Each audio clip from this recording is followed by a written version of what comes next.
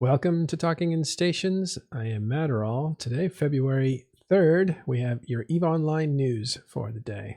With me today is Tiberius. Good evening, everyone. Caleb. Caleb's dead. He's dead. And Gregorian. Hi, good evening. Good evening. All right. The headlines today looks like Helm's Deep has been, the wall has been broken in Helm's Deep. We'll go with the analogy of a big castle, right? Or in terms of Helm's Deep, it would be like when they brought the sappers in to blow up the wall. Right. I don't know what the sappers are, but we'll cover that in just a minute. Also in the headlines, DTAC-W iHub was taken by PAPI. Test picked up the MTAC-2 TCU, Territorial Claim Unit. We'll talk about the importance of that. Looks like Tartaros were killed. Excuse me. On the reverse side, Deepwater Hooligans took out a Fortizar in Mencia. Also, we're going to talk about HK and Laserhawks evicting POPSY again. I think that's happened before. And RHP in the north and some of their diplomatics. We'll get to the bottom of what's going on over there and just make sure that we get everything correct. So that's our news for today.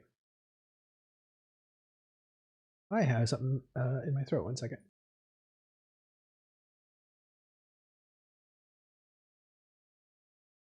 Might be need some water. Okay, let's start at the very beginning here with Helm's Deep, which we'll go into delve here. So those two particular systems were QC TAC Y and LUA 5 TAC L. Looks like those iHubs have been toasted and will come out on Friday at 1800 for QC TAC Y and Friday at 1900 for LUA 5 TAC L. Well, it'll be interesting to see what's going on there. All right, so Gregorian, what did you say this was? If we went with the analogy of Helm's Deep, of course, Helm's Deep is from Lord of the Rings. And what happens in Lord of the Rings? Well, at one point during the battle, the forces of Saruman bring in sappers. In the movie, it's essentially an orc plants a bomb in the wall. Oh, okay. So it's different in the book.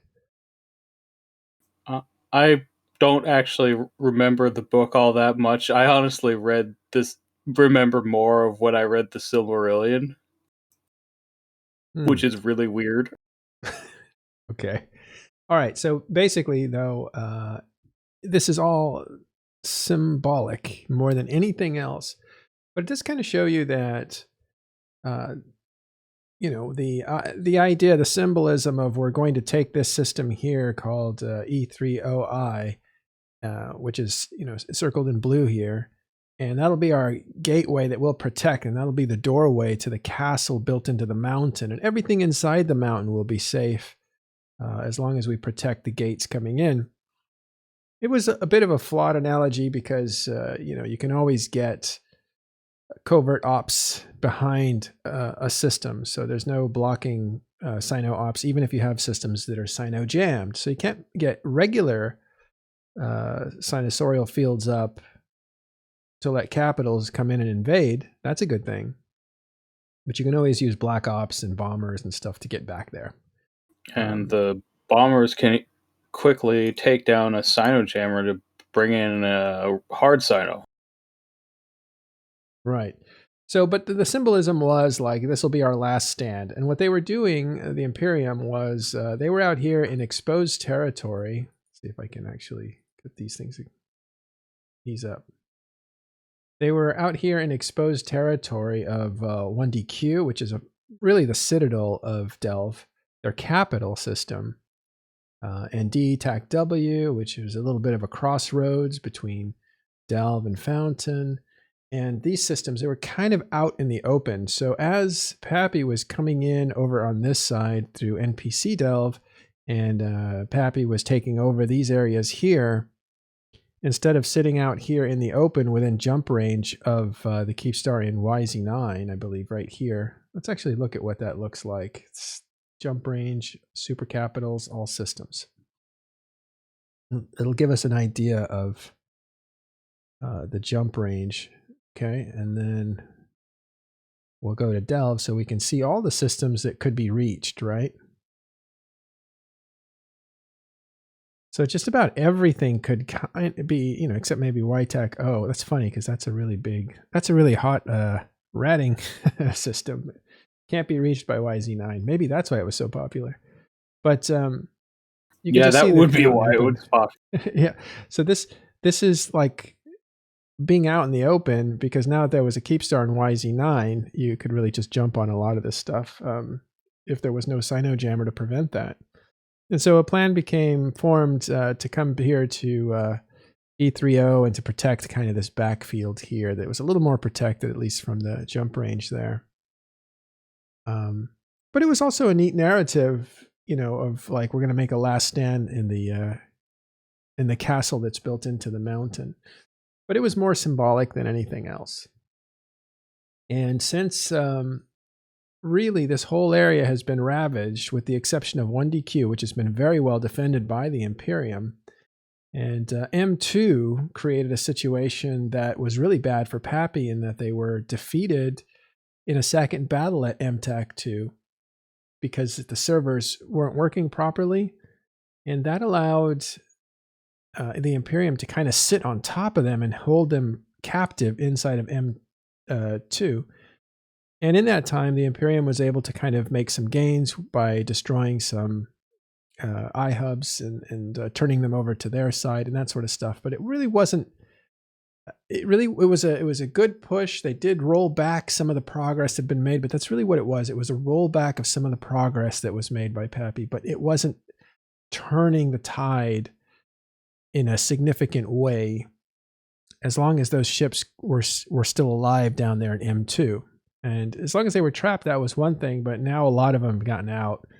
It starts to show you that, I don't know, that the momentum has moved back into the side of Pappy, because they have not only their big ships that were trapped there, so they're erasing a little bit of that loss, but also they can actually utilize those ships to enforce the kind of victories they want to do. And that's kind of what they've been doing for the last week. They just seem to be taking one thing after another.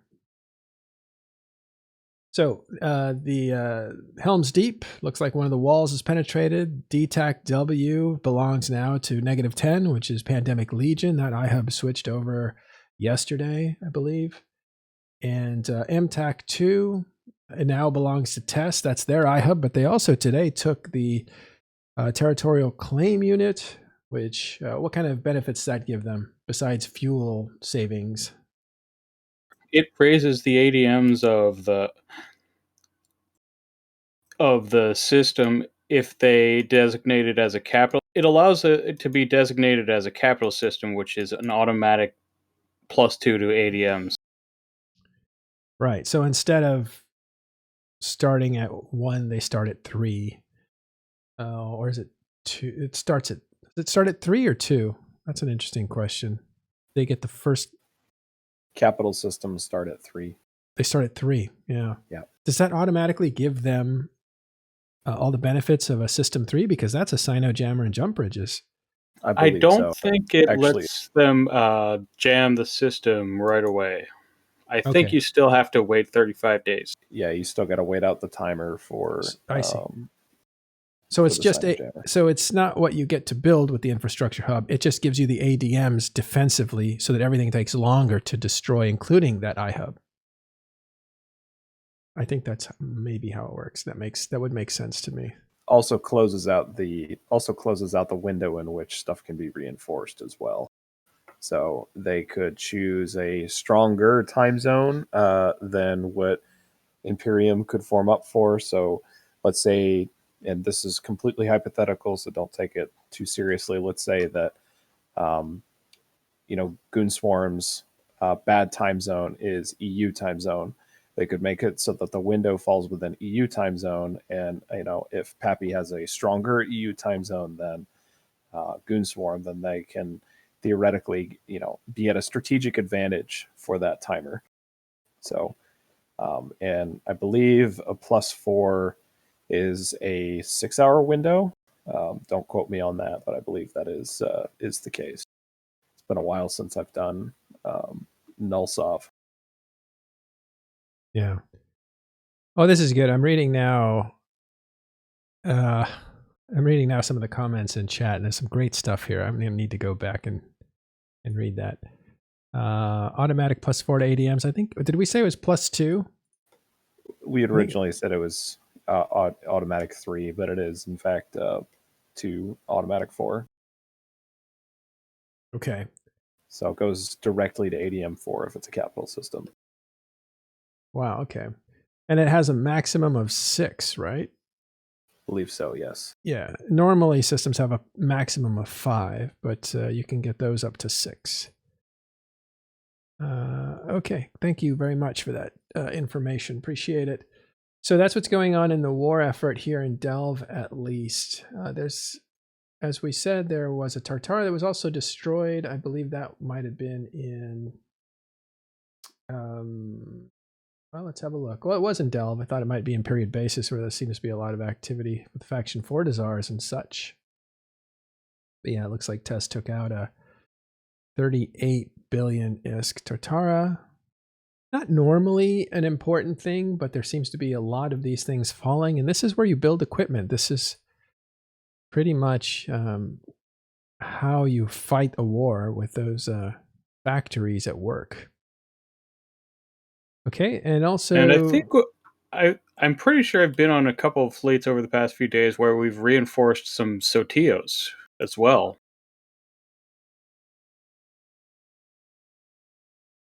Oh, is that right? Yeah. Yeah, I forget which systems, but I think there are some armor timers coming up at some point soon. Oh, my bad. I was actually saying that the Tataras were building complexes. They're not. They're mining complexes. So these are not necessarily... Tataras are... They can be used for production, since that's the kind of structure that you use for reactions, but most people... most reactions in general are done in Athenors, although Tataras are where you really want to do reactions if you have access to one. Yeah, so the other really mining facility. Yeah, the other really big... No, it's just a large mining facility. Extra large would be Keepstar and Sotio size. The other really big advantage of a Tatara over an Athenor is that, in addition to reactions and refining being slightly more effective in a Tatara, you can dock a Rorqual in a Tatara. All right, so Upwell Structures, EVE Online, the Tartara is the large. Okay, so it's not extra large. Thank you. So only engineering complexes come with extra large. And so that's what you meant by Keepstar being an extra large structure and a Sotio being an extra large structure. Whereas a Tartara is really only a large. That's interesting. Even though they're the largest mining facility available, there is no extra large mining facility. I don't think I knew that. I thought it was the extra large. Okay. Well, anyway, that's what's going on in Delve. There seems to be some fighting. I'll just ask you guys this, your opinions. I hope Caleb is back.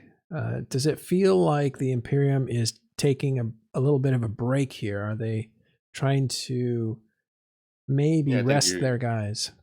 I think you said it best when you said it was fatigue management. I don't think that's a bad term.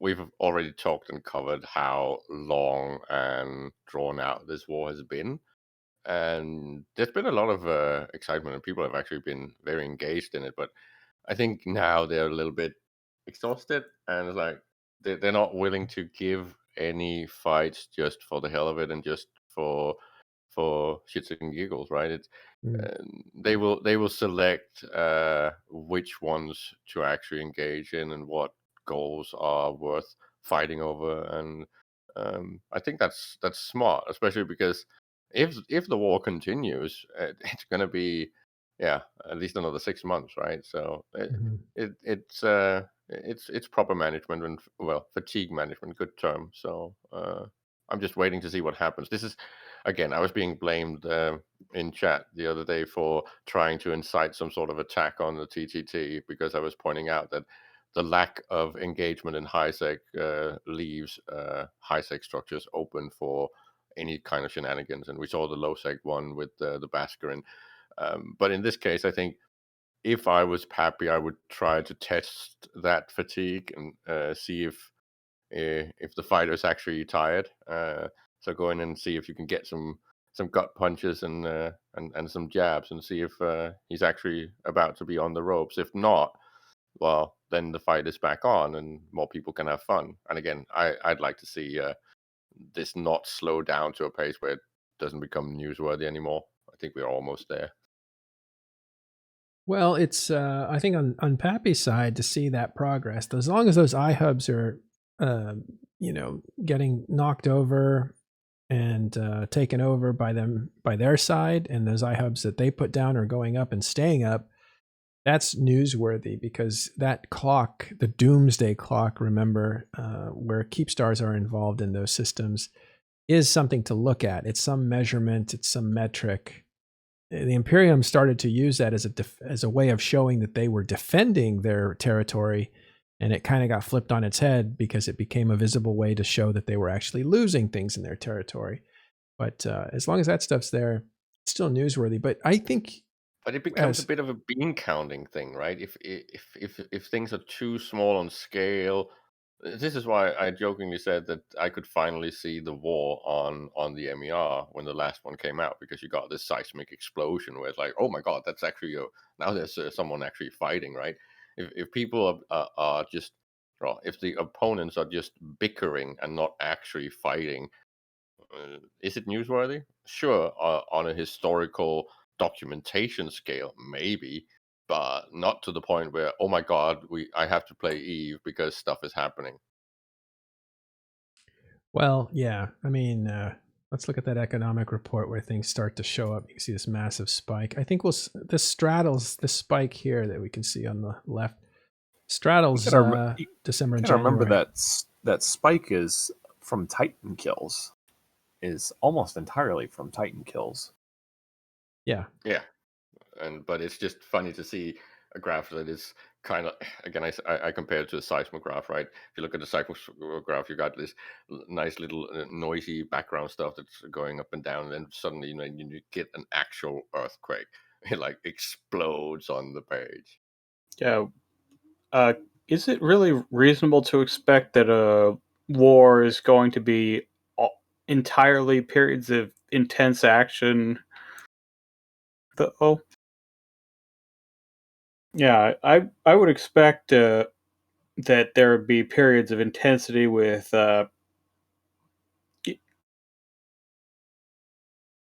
some less intense periods in between them. That's funny. It sounded like you answered your own question. Like you asked yourself a question and you answered it. Just me, though. The punctuated equilibrium stuff it's fine. It's just then it's more like tension than actual war, at least to me. I think a war needs to have extensive destruction numbers with very small breaks in them, right? Of course, unless there's some sort of agreement, there's an armistice or something, or ceasefire. This is not. I don't see it as a war if it cools down to the point where, well, economically, I'm going to define it as if it cools down to the point where production can overtake destruction again, then the war is, if not lapsed, then almost over. Yeah. Well, okay. You tend to get excited when momentum swings the other way, and I do too. Like the M2 battle, besides the disappointment of servers going down, was pretty dramatic. it was the collision that we were expecting. It's just that part 2 just didn't work. Part 1 worked, and it was a stalemate, which was kind of cool because that led to the essentially augmented numbers of everybody showing up for the next fight, which means you have a good fight, servers work okay, everybody starts hearing about this big fight that you had where the servers worked okay, and they say, hey, it's on, it's possible, let's do this. And then everybody comes in, and you had a fight at first that was 5,500 people big in the system, and that gets good press. And then the next fight is 12,000 people, and that falls apart technologically. So I don't think this besides will that, be. I don't even think this will be the last period of squeezing the anaconda.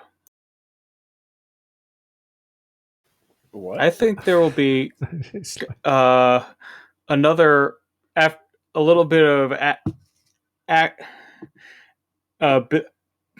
grinding through stuff for a while, and then a few more big fights for a while, and then at least one other period of low intensity, which, thanks to Elise Randolph, I have termed squeezing the anaconda. yeah, for those that don't know, the idea, the strategy coming into this was for Pappy to come into Delve and essentially take away opportunities to just do your ritual or your routine day-to-day stuff, which was to rat, to mine, to make money, to live. And that slow constriction was nicknamed like an anaconda strategy of slowly choking out the fun for the residents of this region, which is Delve. And so yeah, it's a reference to a plan in the American Civil War that was at the time criticized for not being aggressive enough. The people who termed it the Anaconda Plan were the ones criticizing it for not being aggressive enough. I see. So there was a criticism of not being aggressive enough. Well, so what you're saying is that the lulls are the strangulation of denial of gameplay to people. Yes, that's what I think the less intense periods are. Okay. Yeah, well, they're making progress. It's just not always flashy. And really, we only get flashy when the Imperium takes a stand and fights back and sometimes wins. Then you see the flashes get bigger. But we only really register those big event-based fights when everything comes together, including the most powerful ships in the game. So that's really not happening right now. It feels like, again, fatigue management from the Imperium. They need to rest, and this is a good time for them to rest. They're not going to take fights they're going to lose.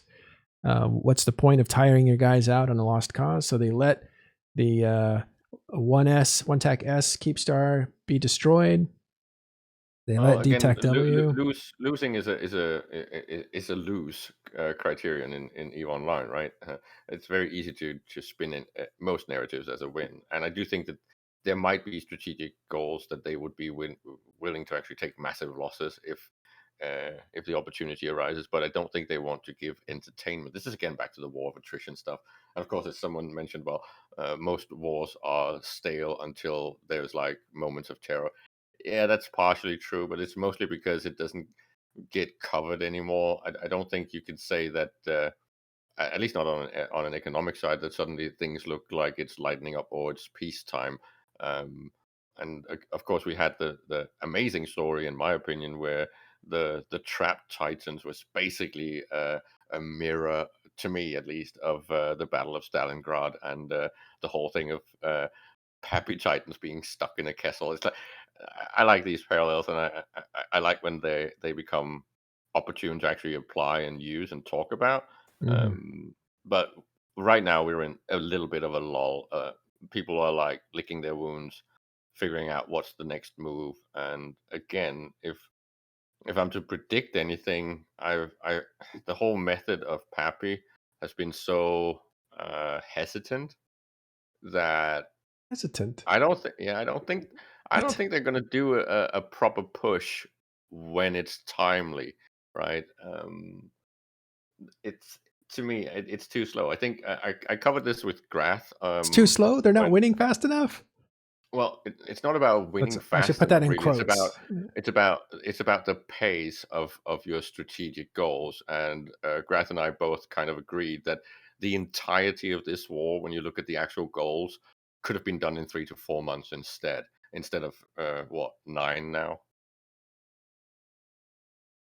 You mean overall? I see. I think you meant just recently. All right, No, I'm I gonna. mean the entire war could have been, the strategic goals could have been accomplished in 3 to 4 months, right? And Grath was pointing out that this is an extremely slow, and this is why the constrictor model fits, right? Because that's what it's trying to do. I don't think it's gonna win. It's like, when you think about it, it's like two forces that are both quote unquote experts at the whole attrition and boredom and slow mode warfare.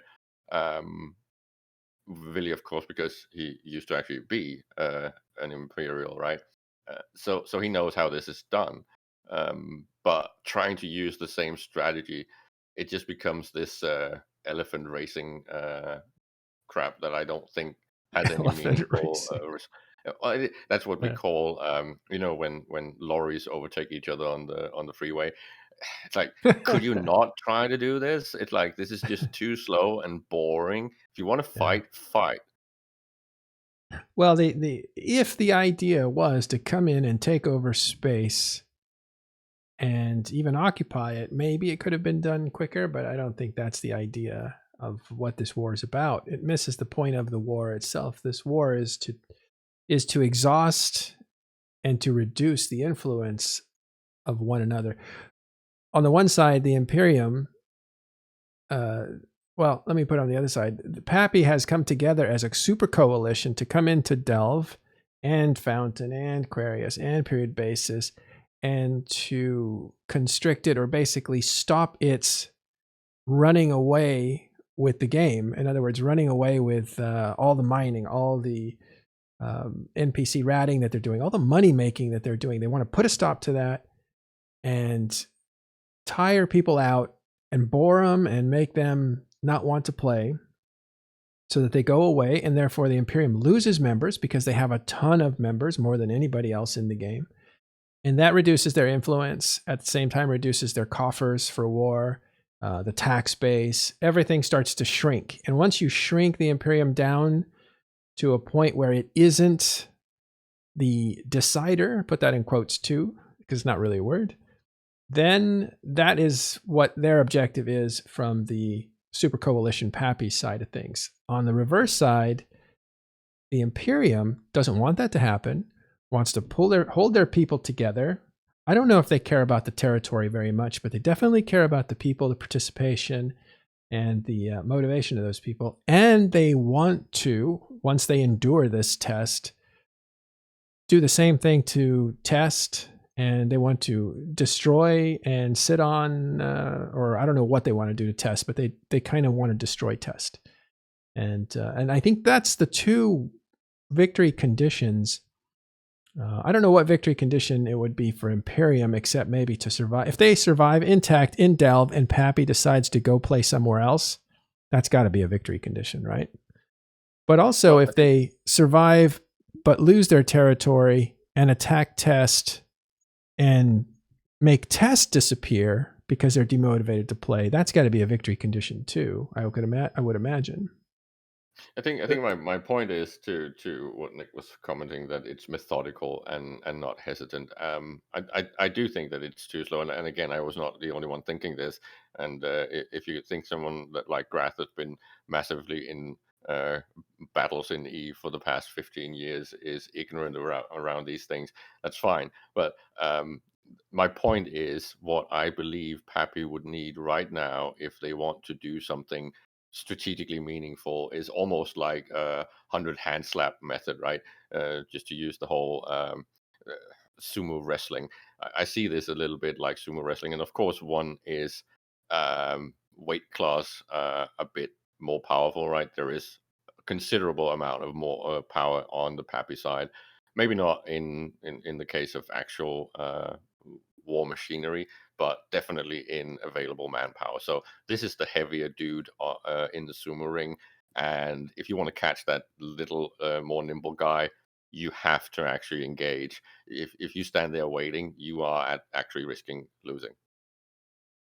So, one current sumo wrestler who's known for being the smaller, more nimble guy is named Enho, and the the attempted boson trap back in October was named after him.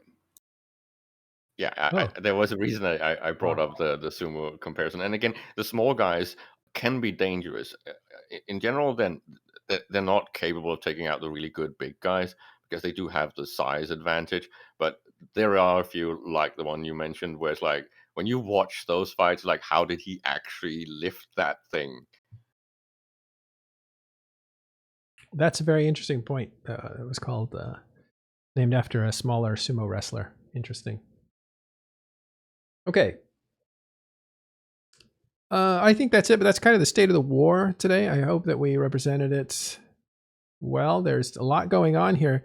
I showed this map on request of somebody in the audience that wanted to see the jump range from 1DQ. So this is the jump range that the Imperium have in and around, and it looks like everything except a lot of these constellations here. Good central point. Their 1DQ is their capital system, and that will be at least a few battles for that to be taken down, if it can be taken down. But a lot of these systems are jammed up, so if they're jammed up, they can't be used to get capitals in. Unless use bombers, get them in there, blow up the Sino jammers, and then you can jump in. I guess you could do it that way, but that would need to be undefended. All right, so let's go back to the headlines of this, which are DTAC W taken over by Pandemic Legion. You have Pappy inside of Helm's Deep now. These are, I think, shield reinforces, I think, so it's not that big a deal, but it is a sign that something's changing up north, right? Pappy isn't really concerned with Helm's Deep. I think they kind of laughed that off. They want to go after 1DQ, and they definitely want these two constellations pacified, especially M2 TAC now, because it represents something more than just an ordinary system with a keep star. But 1DQ is a bit of a D-Day moment, right? Yeah. It's something. It's on scale, something that will be massive. So I can understand if you might not want to strategically go for that first. I think That's the I still don't finale understand for why them. I don't understand why they didn't try to, I don't know, finish that whole fake Delph salient that they kept talking about very early on in the war. I think that might be a moral crush to do something like that and position yourself in actually controlling that, because after that you can then start planning something like the D-Day moment and try for it. If it's successful, in my opinion, it will still not be the finale. It won't be the final thing. It will be the thing that concludes who has won. But if the goal is to crush goons and the Imperium, that won't be enough. It will require way more, and this is why the joke has been with the amount of structures that needs to be removed for goons to no longer have a home to hide in. Well, I mean, we Well, started that's it going to like take 2 years at least. no. We started this less than a year ago with 4,000 structures. I believe we're down to about 1,000 structures or less. We saw it climb all the way down to 3,000, down to 2,000, down to like 1,400, down to 1,200, and that was a while ago. So I don't know, but you look at places like Period Basis, Aquarius. I don't know how many structures they have left, but it's not that many Goonswarm structures. These structures are dying. There are structures being wiped out pretty fast. And that's fine. It's just until they actually systematically start taking out moon drilling platforms. They just did today. Yeah. But completely start to remove their entire infrastructure of resource gathering. And until they start actually hitting the keep stars again and again. They have like 50 or 60, right? That is 150 to 180 timers. So you would need to do one per 1.5 day to just do the entire work in a year, right? So let's not kid ourselves. It's going to take a long time to completely clean out or glass delve. I don't think it's really possible. You're seeing it happen in front of your eyes, and you're saying it's not possible. But I'm not. The amount of keep stars that needs to be taken down, the amount of moon structures that needs to be completely removed is it's not even started. Well, maybe it The started, but moon it's structures definitely don't really not matter for this. They're just going to be whoever controls Delve once this is over will decide what to do with the moon structures. Well, I mean, look, yeah. Delve, Aquarius, Delve. That's in the last day. Of course, you have Immensia stuff that we mentioned earlier.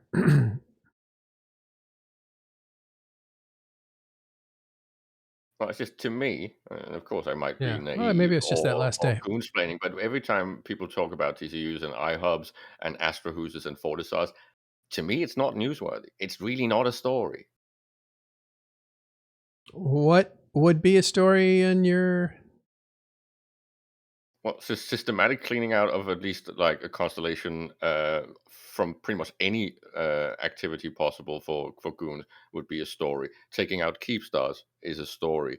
An actual valuable battle report that hits the trillion mark is a story. Anything else to me is just skirmishes, and then and everyone seems to call these minor moves victories, and to me it's like they don't Well, measure. it's a serious... It's not They don't. victories. They're not. They're body They blows. might is not what they're... themselves be significant, but they add up. It's just body blows, and it is wearing down the opponent. So that's why it's not nothing. It's not everything. We've seen when you actually go for the knockout punch, like an M2 or something, and the attacker is stunned. That's a big news. That's a big reversal, But the Pappy 800-pound gorilla is going back to body blows and work in the body, and then it will eventually, at some point, go after 1DQ, or I don't know what else it's going to do. Whatever keep stars in M2 will probably be a big fight. Wherever the keep stars are, you'll see big fights there, or you may see them not really defended. I don't know. The word was that Imperium would defend every keep star in Delve. We know that's not true anymore. They'll pick their battles. They're resting their guys right now. This could be rope-a-dope, where you just kind of tangle up the 800-pound gorilla of Pappy is, while you take a breather, while you rest. That seems to be what's going on right now. But we'll know, I think, within the next few months, at the most, like really which direction this is going. And again, the Imperium isn't necessarily defeated if they lose all their territory. They've lost all their territory at least twice before. I think what you have to look at is how many people want to stick around when the Imperium is reduced in influence. And at that point, it may not happen all at once, but over time, people will pick their options. And I don't know what the scenario looks like in 6 months from now. It's hard to tell. But whatever Pappy set out to do last June appears to be happening. And whatever the Imperium set out to do to prevent it appears to be happening as well, but it may not be working out for them, because they said Fountain was a floodplain. They said Period Base is a floodplain. They said Aquarius is a floodplain. And all that is true because, well, they got flooded over. But Delve itself is under massive siege right now. I think that's undeniable. And they're... This is why I don't know. Warmius in chat is actually Objectively. correct. If Goons wants to survive, they need to start pulling out some different tools, right? I like the Rocky comparison earlier.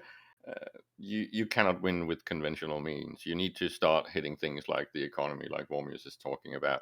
You have to be very clandestine strategic in how you make sure that you chip away some of the actual power of this Russian technological beast that's punching you into the ropes, right? Yeah. This is true, and Yeah. and I do think that Pappy's size and Pappy's Pappy's will on to fight, steroids. yeah, they are, and they're huge, and they do keep punching, and I do think that goons are a little bit on the ropes, right? So if they want to win, they need to pull out the magic and have those ideas that you might call them unfair, but it is needed. You need to start doing some more psyop stuff. You need to actually Yeah. be targeted in this, and in Eve Wars, a lot has to do about personalities, and the people behind the scenes that actually run things, right? This is some of the things that would be targeted. I know some will say, well, that's not fair, and we need to be gentlemen in a war like this. Well, yeah, maybe it would be nice if everyone played fair and all sportsmanlike, but that's not how you win, right? So I think that they need to pull out more of that magic. The Enho thing was a nice attempt at a clean clock, but it failed, and that's not what's going to win this. It needs to be yeah, work the body, Rocky, work the body. Well, yeah, I do think there is an offensive happening. I just don't think it's on the board. Like the offensive is not on this board, not in Delve. It's the counter punches are really happening in Legacy space and Scalding Pass now. Fire coalitions under heavy assault. We saw that the Fortizar came down, belonging to Legacy from the who was that did that? Someone give them credit. Deep water hooligans are taking stuff out. So there are some counter attacks happening over there. And you also have the psychological warfare coming out of the Imperium is pretty strong too. Just to mention it, right? Because again, someone was criticizing my commentary on the TTT nullsec cartel. I think it needs to break. If goons are to win, that thing needs to be taken off the board. And then someone said, "Well, we like the TTT gravy train and getting the free money." It's like, yeah, okay, that's fine, but you're colluding with the enemy. You're sharing the rake from HiSec with the enemy. So again, from an economic point of view and from a morale and strategic point of view, I don't think it makes sense to have that thing running at the moment. Um, I would break it up. I would leave if I was the Imperium. Because that puts an opening on other strategic goals when it comes to HiSec and what kind of mess you can make while this war is going on. And right now they are locked down. They're not really capable of their productive stuff. So they're basically running on the fumes, right? It's a bit like, well, this is a World War II thing. So um, shoot me if you hate these, but there's a reason that Germany wanted to get into Russia because they needed to take the oil fields in Bakun, because they did not have enough fuel to actually run their war machine. There was only a third of the actual planes in the air because they couldn't fuel all of them. And I think it's similar strategic moves that the Imperium needs to do. They need to think outside the box and not think just uh, the whole battleship go burr and then see who wins. That's just not going to win the war. Yeah. So you're saying taking out? What do you mean by taking out Tranquility Trade Tower? Like destroying it, or I'm saying pull out of it. Pull out of it. So the entirety of high-sec targets are no longer off limit. I was not actually referring to taking down the TTT Keepstar because pull out of the agreement is what you're saying. put out of the agreement is what I'm saying. And when I said attacks on TTT, it's the entire TTT network. It's not the Keepstar. That's a horrible fight that no one really wants to take. But there's lots of other targets inside the TTT agreement, and I don't understand why you stay in something where you split the money with your enemy because you're basically giving him ships. Well, obviously, they seem to think that it would be more inconvenient than it's worth to pull out. But it's not about inconvenience. It's about the fact that you are creating a shield for your enemy, and of course you're getting a similar shield. But I don't think it's proportionally worth the money that you get from it, because money don't really print ships when you are locked down in null. So I don't understand why the agreement is still on. I'd Hmm. cancel it. I Well, would definitely pull out. they're getting like 20-30%, I think. So Dr. Fain says something kind of interesting. He says the owner of the trade Keepstar should let it go abandoned. They would make a killing. Very true. Abandoned structure drops everything as loot. However, you can only do that trick once. Although if it's the Keepstar and Perimeter, you may only ever have to do it once. All right, so Goonswarm. So you're suggesting Goonswarm pull out of the trade tower. What advantage would that give them? Are they able to attack what kind of high-sec targets? It's not that they might necessarily be able to attack high-sec targets. It's just that they're no longer in a non-aggression pact in high-sec. So they would be able to say, okay, we're just going to mess with these important, say, an industrial location in high-sec. There's many things going on in high-sec that most people don't know and understand. And I think putting those targets on the table as an actual option. I am not saying it's going to be good targets that you want to go for. I'm just saying that it might actually cause a little bit of maybe not morale, but Pappy would start thinking differently than what they do right now. And I don't think the goons need that gravy train, regardless of what people say, because the money is just it's too small amounts compared to something like, let's just say, the war bonds, right? So proportionally, that money is not worth that peace agreement, in my point of view. There's Perimeter right next to Jita.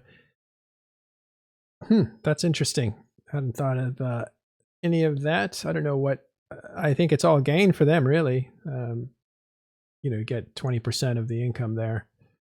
But I will say that it's impossible to think that Test isn't using a lot of the money coming into that trade tower to reconstitute their war machine after M2 TAC, right? I mean, a lot of stuff got blown up there. It just lost, along with everybody else in Pappy, 400 dreadnoughts. That's not nothing, but a lot of that must have, those coffers need to be refilled, and this is like fountain of youth for war money. Keeps coming, keeps coming, keeps coming. All right. Well, gone on longer about that than wanted to. Let's move on to something a little more behind the scenes and hidden from view, and this is Wormhole Space. You have a group known as the big boys of Wormhole Space, Hard Knocks and Laserhawks. Those guys usually always go together, and they are taking on a smaller group known as POPSY or Pause Party. And POPSY is being evicted again. It looks like it started recently. And Tiberius, what can you say about Pause Party and this whole eviction? I think Pos Party is kind of fallen victim to what's happened, and I think all across Wormhole Space right now is that we're seeing kind of a cycle in leadership, a cycle in activity, and a cycle in content creators for Wormhole Space. And Pos Party actually used to be a pretty active Wormhole corp. Pos Party is a play on words for the old POSs, which was the player-owned structures before Citadels were introduced into the game. So those are towers, essentially, is the other colloquial name for them. So what I think is happening here is that Pos Party they're probably being targeted for loot with this. I was kind of surprised to see as many people as I did on the Moonshield kill mail. So for those of you who are looking them up on Zkill now, you'll notice that the POSs were destroyed, and there was one of them that had over 100 on there. And I'm not exactly sure why they did form up as many as they did. Maybe they wanted to shock and awe as quickly and as efficiently as possible. I do know that Pos Party does have quite a bit in their wormholes of what they got going on. So I'm not sure why they decided to flash form as much as they did. But, I'm not, and I don't even really understand why they would evict them outside of just either for a fight or for loot, because there hasn't been any kind of rumblings in the community about Pos Party other than in passing. That's the only thing that really makes sense to me as to what's going on with this particular eviction here. There's no history of grudges or anything? I don't think so. I could be completely off base. Well, Pos Party was kind of allied with TDSIN, which is a natural TD-SIN. enemy. TD-SIN, natural enemy of Hard Knocks. You think there's anything there? There could be. There could very well be. But I don't. If there was animosity towards them, they would have already gotten them. Is the thing, is because Hard Knocks has been poised to do so for a while. And when they took revenge on the people who participated in World War Wormhole against them, they did so very swiftly. So, it would be strange to me that they would exact any kind of revenge against them so late into the game, because we're coming up on almost a year now, because I think that happened in March of last year was when that whole conflict kicked off. So yeah, I don't really think that there's any kind of animosity there. I genuinely think that this is either something that maybe I'm missing, I don't quite understand, or it's just another loot eviction. Yeah. Loot eviction's a big deal these days, isn't it?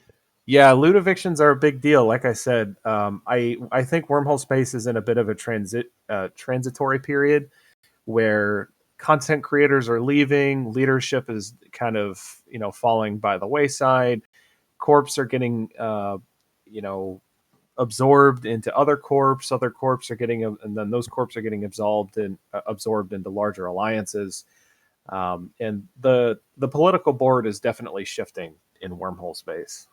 And when the political board shifts, and you essentially leave yourself open to attack if you don't shore up your defenses, and people in Wormhole Space will find out about it. So if you're essentially a loot pinata of any sort, then they know, and the sharks will start circling, and then you'll fall victim to it. So unfortunately, living in Wormhole Space just requires, or fortunately, depending upon your opinion on what's going on and the ecology of Wormhole Space in general, if you are not hyper vigilant with what you're doing, how you conduct yourself, and essentially asserting yourself from a position of strength, then you're going to get eaten. And that's just how Wormhole Space is. Yeah. Let's have a look at something else that you're semi-familiar with, and that is Poshman. What's going on there? Can you give us an idea of like how well it's going? You've been keeping up with this? Yeah, I've been keeping up with it a little bit. There was one group that I can't remember off the top of my head that died off. But I had a really nice, brief conversation with Maldavius. And for those of you who don't know, Maldavius is the executor and CEO of Streebog Clade. Had a brief conversation with him, and allegedly he's actually doing very well. There's a lot of content going on, even despite the restrictions with getting people around in order to gate to gate, and essentially being able to operate on the same level as the rest of space. So I'm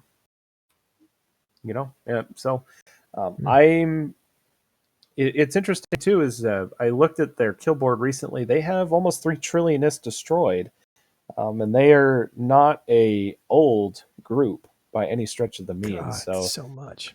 They do have quite a bit of activity going on. They have 2 or 3 active corps at the time being, and I don't know how that's divvied up, if that's time zone based or if it's or not. And I do know that they have 1 Tadpole Corp. Essentially, what that is where they send all of their members, but until they build up their standings, so that they can use the gates and things that are necessary in order to operate inside of Poshvan. So it's a way of preparing yourself for the actual right, yeah, frog portion of your life cycle. He specifically said that it can take, in order for them to become essentially full members, quote unquote, or like full Triglavian Poshvan residents is the proper word I'm looking for here. It could take anywhere from a few days to a few weeks in order to grind the standings up to where they need to be. Looking through their kill boards and, just based upon what he's told me, the content is there. It just is, I guess it's maybe just something new, and people need to think outside the box in order to try to find the content that's necessary to get there. I haven't seen it personally, but I'm also not a part of a multi-conglomerate group. So, it may just be that Poshvan requires a infrastructure, a pre-set up infrastructure in order for it to work. Well, that's interesting. We've been watching this, and we this last year thought in 2020 this was the most influential change that happened in EVE Online, and actually took some systems out of what was there before. Let's see if actually we can go back. This is you can see systems were plucked at not random, because they had to have a certain sun. There was a certain signature that the Triglavian aliens were attracted to, but they did take over systems, and all those systems were kidnapped from known space and pulled into this new region called Pochven. And Pochven has kind of been quiet ever since it was created, but we think it's going to be a really interesting place in the next few years. And that was a lot of people definitely wrote it off as not worthwhile because it's not been easy to get into, but clearly there's something worth doing there. If the usual example that I can think of is that one person keeps feeding golem fleets, and that's not something you do if you don't have a reason to do it. Well, it is one guy, but yeah. But anyway, interesting stuff. Yeah. All right. So that's little Pochven report and the wormhole report. Is there anything else that we need to cover? There is something I wanted to get straight, just because we've talked about it a little bit in the past, and might as well talk about RHP, which, if we look them up on .lan, they have this is a mostly German Australian group. Respect, honor, passion. So it's got the descriptors in there. And this is the Alliance, but I think it's mostly, let's see what corporations are in here. This is, okay, the Academy, but, oh, it's okay, it's split up. So it is RHP. Their logo looks different. That's why it threw me for a loop. They probably don't have their logo loaded in yet. Not necessarily a big group, but right group.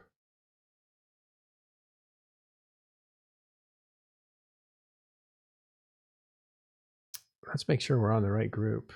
Yes, this is it here. That's better. That's much bigger. So it's the Federation of Respect, Honor, Passion. That's what the RHP stands for. That's much more like it. 1500. I thought they recently were given some space in Deckline, as you can see. They picked that up recently. And what's interesting about this group is they're an industrial group. And they managed to survive in nullsec, and that's not easy to do unless you're aligned, in which case you're absorbed by one of the big blocks. But what's interesting about RHP is they have made friends with, they started out in Guardians of the Galaxy, or otherwise known as Dead Coalition in the North and Deckline, and they stayed put even after the fall of the Sov holders and made deals with people coming in. They do some great diplomatic work that keeps them neutral, but also keeps them honest. So I think the only way to survive that way is to make your case and hope that people are willing to listen to it. Also to make deals as necessary to survive. But an industrial group surviving in nullsec is very interesting, especially as an independent group. And that's what RHP has been able to do, making friends with warlords like Volta, or making deals with groups like Fraternity and Winter Coalition.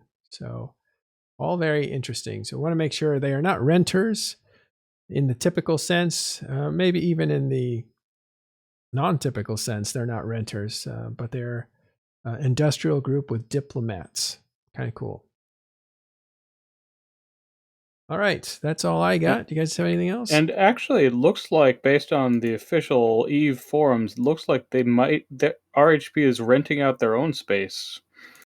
So, yeah, I think I don't know what their arrangements are with their own members, but I think they allow their members access to everything. And it's, like I said, an interesting group run by a German guy. And they have Australian time zone, which may help a lot, actually. If you have an Australian time zone, that gives you a little more power because you can do things late at night when everybody is asleep, which means attack, defend, and that sort of thing when other people's numbers are right lower. now, the big people who they'd have to be concerned with is Winter Coalition, so that isn't really as true. Yeah, looks like they got that worked out. All right. So that's interesting. Do you guys have anything else, Caleb, Gregorin, Tiberius? Well, you put on in the notes about Deepwater Hooligans being active in Legacy space. Yeah. Well, they took out a Fortizar. I don't know how active they are, but they did take out this Fortizar worth $13 billion. Until a few weeks ago, they were mainly operating out of Syndicate, and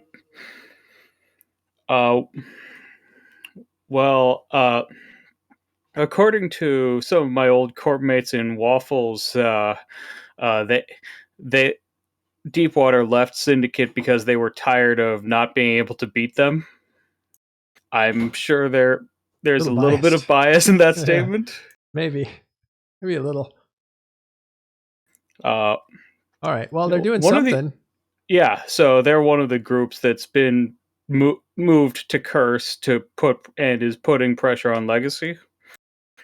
One of the interesting things about those guys is that the founders of Deepwater Hooligans were responsible for my very first experiences as a fleet commander when I was with EVE University.